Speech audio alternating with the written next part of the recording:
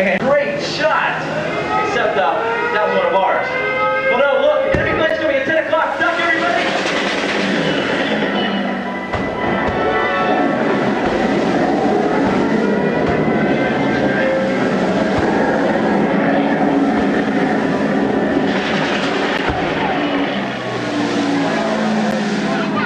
Whoa. I don't know about you, but I am glad that is over. Well, and they're getting closer and closer, and folks, I think we better duck.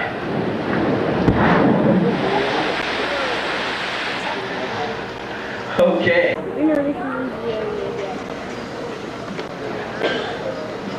Short circuit too.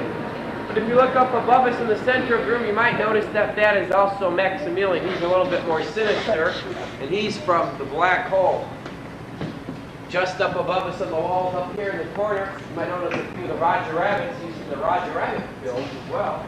And if you're a real science fiction fan, there's a great disc hanging up above the doors that you just walk through. That'd be from a 1950s classic, The Day the Earth Stood Still. Way up here in the corner in the rafters, we have a few blue ice crystals. Way up on the third shelf. And if you go to Star Tours today and see that film, you might recognize those from that part of the film.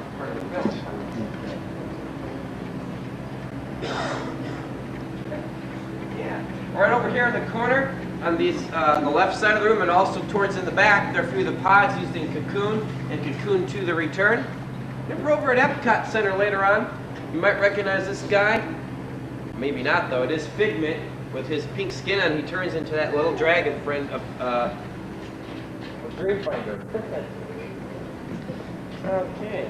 As well as in Escape from Witch Mountain, there's also a mini Winnebago traveling van over here they used in the films as well. And in the film Dick Tracy, this white 10-mile steam train took about 6,000 hours to construct, just so they can use it for a shot that only took 11 seconds in the film.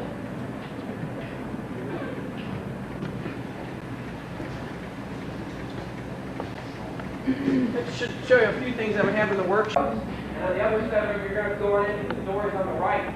And if you're on the left side of the room, you're going to walk straight ahead to these opening gray doors in just a second.